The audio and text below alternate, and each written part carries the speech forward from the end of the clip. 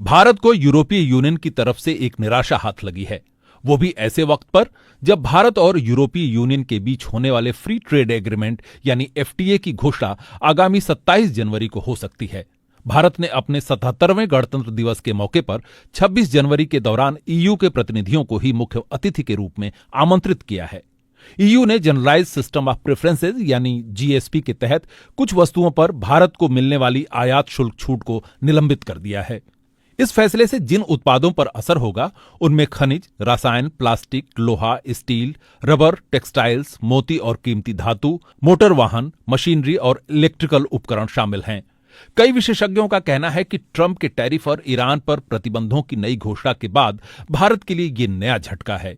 इस फैसले से ईयू को होने वाला लगभग 87% भारतीय निर्यात जीएसपी से बाहर हो जाएगा और उस पर मोस्ट फेवर्ड नेशन यानी एमएफएन का पूरा शुल्क लगेगा।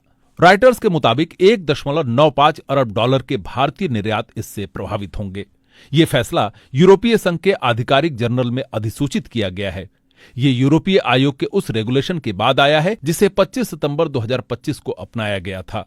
जीएसपी का यह निलंबन 1 जनवरी 2026 से 31 दिसंबर 2028 तक 3 साल की अवधि के लिए लागू रहेगा। इसी तरह के कदम इंडोनेशिया और कीनिया पर भी लागू किए गए हैं। जीएसपी और एमएफएन शुल्क में अंतर क्या है? जीएसपी के तहत भारतीय निर्यातक ईयू में सामान एमएफएन दरों से कम शुल्क पर भेज पा रहे थे। उदाहरण के लिए, जिस टेक्सटाइल्स उत्पाद पर एमएफएन के तहत 12% शुल्क लगता था, उस पर जीएसपी के तहत केवल 9.6% शुल्क देना पड़ता था। निर्यातकों को अब पूरा एमएफएन शुल्क देना होगा, जिससे कीमतों की कड़ी प्रतिस्पर्धा में भारतीय निर्यातकों को नुकसान उठाना पड़ सकता है। विशेषज्ञों का क्या कहना है? रॉयटर्स से federation of Indian exporters organisation के महाप्रबंधक अजय सहाय ने कहा, यूरोपीय संघ ने भारत के करीब 87% निर्यात पर जीएसपी के तहत मिलने वाली टैरिफ छूट वापस ले ली है। इसके चलते अब ज्यादातर उत्पादों को पूर्ण एमएफएन शुल्क दरों पर यूरोपीय संघ में प्रवेश करना होगा। इससे भारतीय निर्यातकों को पहले मिलने वाला औसतन करीब 20% का टैरिफ लाभ समाप्त हो गया है।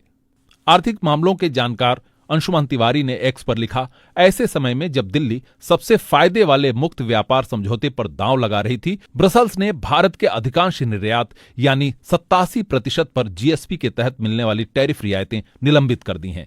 वो कहते हैं, ऊंचे टैरिफ का मतलब मुनाफे पर दबाव के अलावा बांग्लादेश और वियतनाम जैसे प्रतिद्वंद्वियों के मुकाबले बढ़त का नुकसान।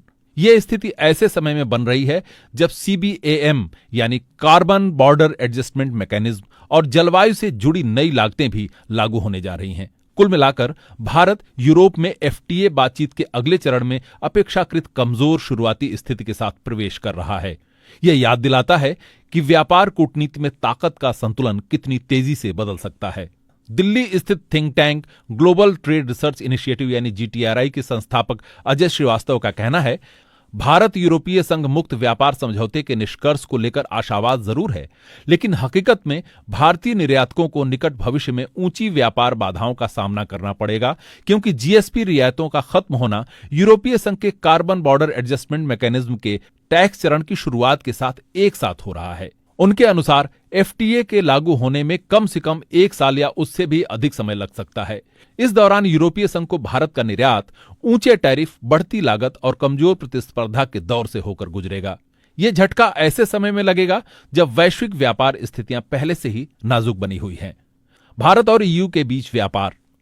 यूरोपीय कमीशन की वेबसाइट के मुताबिक यूरोपीय संघ भारत का सबसे बड़ा व्यापारिक साझेदार समूह है। साल 2024 में दोनों के बीच वस्तुओं का व्यापार 141.93 अरब डॉलर रहा, जो भारत के कुल व्यापार का 11.5% है। पिछले एक दशक में यूरोपीय संघ और भारत के बीच व्यापार में करीब 90% की बढ़ोतरी हुई है। भारत में यूरोपीय संघ के प्रत्यक्ष विदेशी निवेश यानी एफडीआई साल 2023 में बढ़कर 165.59 अरब डॉलर पहुंच गया था। भारत में करीब 6,000 यूरोपीय कंपनियां